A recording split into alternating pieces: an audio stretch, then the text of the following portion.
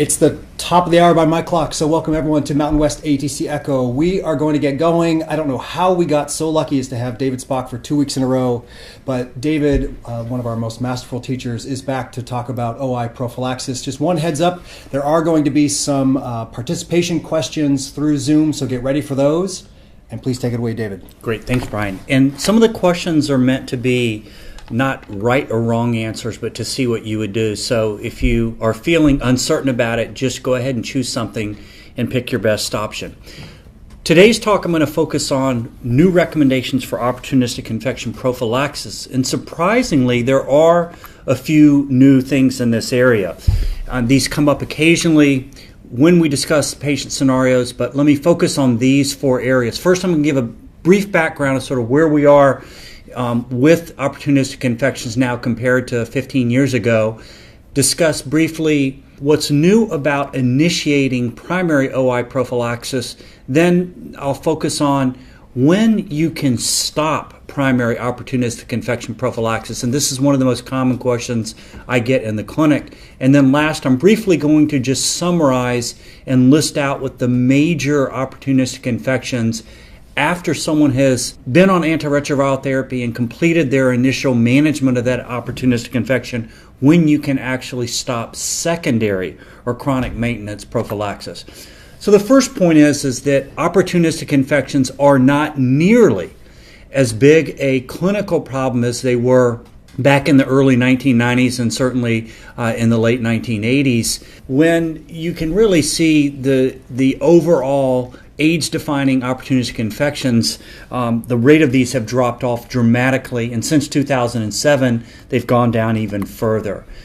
This benefit has really been seen across major opportunistic infections. You can see the drop-off has been dramatic in CMV, Pneumocystis, MAC, esophageal candidiasis, and Kaposi's.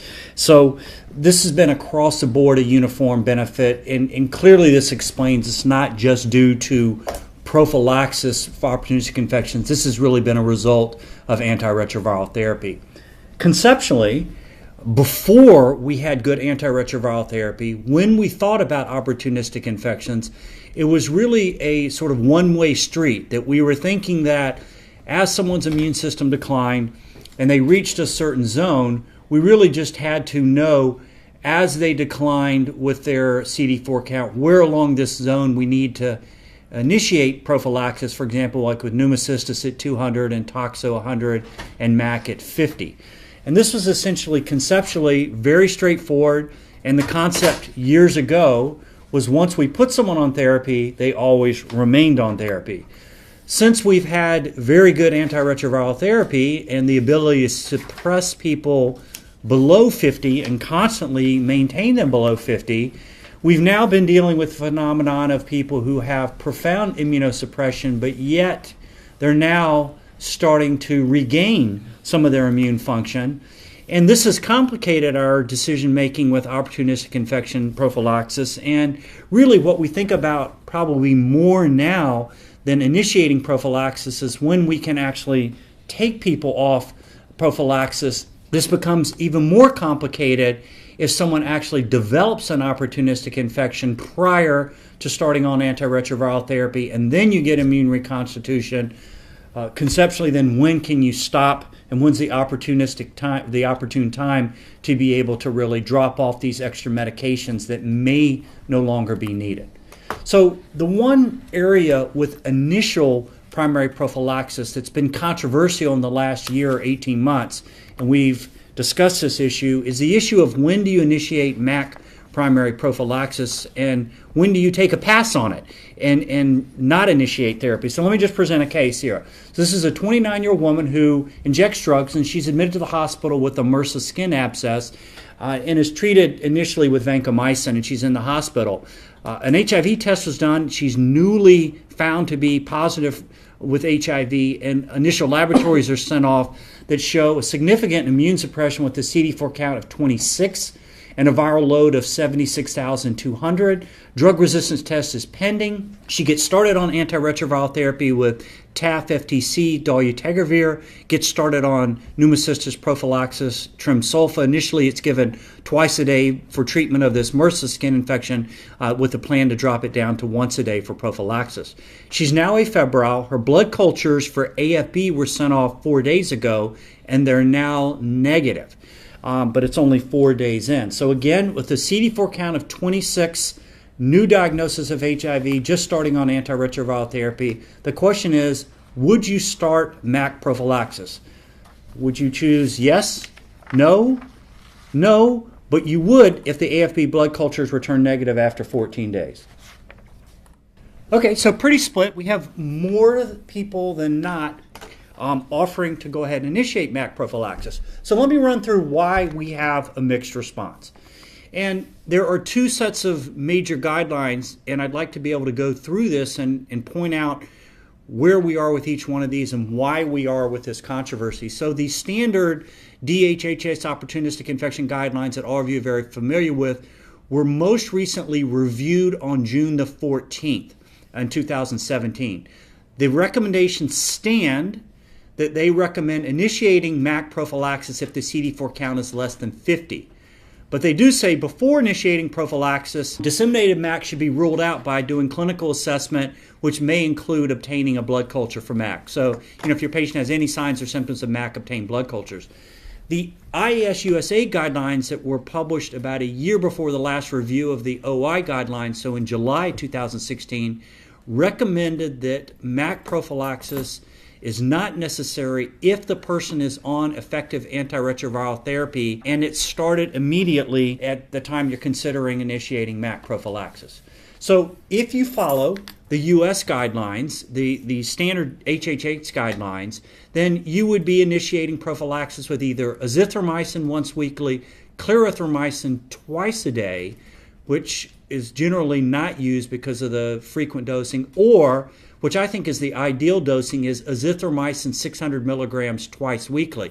I don't want to underscore that that is now a formal recommendation. We've been doing this for years, a number of us have, but now this is a formal recommendation that you can split the azithromycin dose, which people usually tolerate much better. So sometimes I'll just have people take it every Monday, Tuesday, or pick 2 days in a row, or pick 2 days of the week that they can do this. And alternatively, really, which is very rarely used, rifabutin could be used as an alternative. So one of the reasons is, why is there less enthusiasm for MAC prophylaxis? Why do we even have these counter recommendations? First of all, in 1994 to 1997, the incidence rates of MAC was pretty significant. When you go even 4 or 5 years later, you can see it dropping off, and then you go 2003 to 2007, you can see the incidence of MAC, disseminated MAC, has dropped down. It's even lower now. So one of the studies that was done that was to look at this in a more contemporary fashion, and sort of the late 2008, 9, 10 framework, where they looked at this, and they basically looked at the incidence of MAC, which had dropped down even further. It had gone less than 1 incident MAC per 100 person months. And when you look at this data, you can see one clear thing, that if the person was not on any MAC prophylaxis, their risk was slightly higher, but not a lot. Whereas those people that were on prophylaxis, it did reduce the risk, but really not dramatically. So this was something that made people take pause to say, well, maybe we're not actually, given the rates are so low, not getting that much benefit from MAC prophylaxis. But I think where this really teased out to explain things was if you look at the person's viral load at the time they initiated MAC prophylaxis, you can see that overall in this study, as I mentioned, a slight reduction in people that were on MAC prophylaxis, the green bars, but notice that this difference was really significant if the viral load was greater than 10,000. No difference or benefit of being on MAC prophylaxis if it's between 1,000 and 10,000, and really the rates were almost zero, or basically zero, if the viral load was less than 1,000. So this was the study that led the IAS USA to say, you know what, if most people are going to wait 2 weeks to get them on antiretroviral therapy, with integrase inhibitor-based therapy, now you're going to get most people down to this range within 2 weeks, and by that point, their risk of developing disseminated MAC is low. That is the rationale behind that recommendation. Other people would say, well, you know, we still have this rate, the azithromycin's well tolerated, the risk is low, but that's where we're at now. So these authors concluded the primary MAC prophylaxis may not be required if the person is virologically suppressed. Now let's look at stopping prophylaxis. So here's a case, a 26-year-old man diagnosed with HIV infection 8 months ago. He's in the ER for drainage of a skin abscess. His CD4 count was 64. He's toxo antibody negative. He's been taking trimsulfa and antiretroviral therapy, and he's essentially on elvitegravir, Cobi, tenofovir, emtricitabine for 8 months. His viral load has been undetectable for 6 months, and his CD4 count, most importantly now, is 164. So the question really is, would you stop pneumocystis prophylaxis at this point? Undetectable viral load for months, CD4 count 164. Okay, so again, a pretty even split. Now the question is, why do we have this split among the group? And let me explain why. This is where we are now at in terms of formal recommendations. DHHS guidelines were revised last summer, and many people for several years now have been discontinuing pneumocystis prophylaxis when the CD4 count was between 100 and 200 if the viral load had remained suppressed for multiple months. So we now have a formal guideline that says if the CD4 count's above 200 for at least 3 months, you can stop antiretroviral therapy. But now they recommend that you can consider stopping if it's between 100 and 200 and the viral load remains undetectable for 3 to 6 months. So that's why I think everybody who answered this is right. It just depends on, you know, whether or not you're going to consider doing this. I would tell you my own practice generally has been that if somebody is undetectable for at least 3 to 6 months, I feel very comfortable now stopping trimsulfa prophylaxis for pneumocystis pneumonia. Now here's the next question for you. For this same man with a CD4 count of 164, if he was anti-toxo IgG positive, would you still consider stopping the trimsulfa prophylaxis? We'll see a split here, I bet. Okay, so more people say no. So interestingly, the response probably should have been about the same because the HHH guidelines actually gave the same recommendation for stopping toxo prophylaxis. So the good news is you kind of really need to just remember that it's going to be the same for both of those. If CD4 counts above 200 for at least 3 months, kind of a no-brainer. You can stop trimsulfa, toxo prophylaxis, pneumocystis prophylaxis. If it's above 100, in the 100 to 200 range for at least 3 to 6 months, that's when you can consider. The same for both for pneumocystis and for toxo. Now let's last look at what about MAC prophylaxis. So according to the OI guidelines, what's the criteria for stopping primary MAC prophylaxis in a person who responds to antiretroviral therapy? Would it be number 1, when their CD4 count goes over 50 for at least 3 months? Number 2, over 100 for at least 3 months, or number 3, over 200 for 3 months. So here's what the official guidelines now say. So according to the guidelines now, the formal recommendation of if it's above 100 for at least 3 months, you can stop therapy. Now, you could come back to argue this and say, hey, if you're on the fence whether or not they need it in the first place, why are we arguing over when to stop it? So I do think it's reasonable if you've initiated and they go above 50 for 3 or 6 months and they're undetectable with their viral load. I personally think that's a very reasonable thing to do now. But according to the HHH guidelines, if you follow those to a T now, 100 is where you should cross and be across that for at least 3 months. So let me wrap up by just summarizing quickly one point on stopping chronic maintenance therapy. Really, the big 5 major opportunistic infections sort of going down the line of further and further immune suppression that we deal with are pneumocystis pneumonia, toxo, cryptococcal meningitis, disseminated MAC, and CMV. All of these, without question, need what we call acute or initial therapy. They are not diseases that you would wait and watch and see how people would do if it's a major infection like, cytomegalovirus retinitis. So these are all diseases that we would treat. Now, Here's what the guidelines now have revised in terms of formal criteria for when you can stop this. So, for Pneumocystis pneumonia, they should complete that initial 3 weeks of therapy with or without corticosteroids, depending on if they met the criteria for that.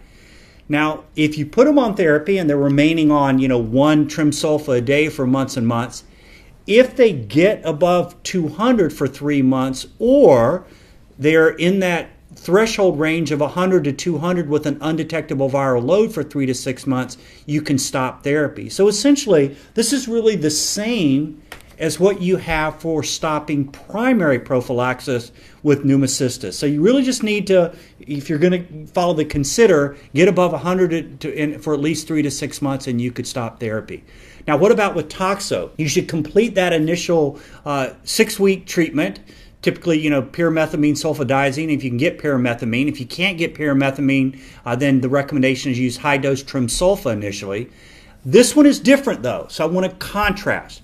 Primary prophylaxis stopping, the recommendations are the same for pneumocystis and toxo. Secondary maintenance, you can see it's different. They don't give you that option of stopping when you cross the 100 threshold. You should cross the 200 threshold for toxo and be above that for at least 6 months. Many experts also say if they've had bad toxo that you may want to repeat their MRI and make sure that's stable and so on. But from an immunologic standpoint, this is where you're at. Now, these are all people that you have to assume they're on combination antiretroviral therapy and their viral load is suppressed. Cryptococcal meningitis. They need to really complete a full year of treatment. That includes induction therapy, so-called maintenance therapy. So you go from, typically, IV therapy down to high-dose fluconazole and then a year of maintenance with 200 milligrams per day of fluconazole. So that's a long initial period that you need to complete. And then you need to be above 100 for at least 3 months. But notice that longer course that you need to finish out. MAC, same thing. You need to complete a year of treatment. You need to be above 100 for at least 6 months. And last, for cytomegalovirus, typically retinitis, possibly gastroenteritis, 3 to 6 months of initial therapy, and then above 100 for 3 to 6 months. You can kind of see the patterns here where there's pneumocystis and toxo where you have the short induction, but still you need to get a threshold, whereas you've got these more severe diseases, cryptococcal meningitis, MAC, CMV, where you have this long course that you need to complete, and then you need to get above this threshold of 100 for your CD4. So hopefully that makes some sense in terms of looking at this and understanding that there now are these criteria when we can stop therapy after our patients. And then sometimes it's not trivial because some of these medications have side effects. And this is just to give you an example what the charts look like in the OI guidelines as well too. This is just hammering this out for pneumocystis pneumonia. They do make, I put this up because they do make one point.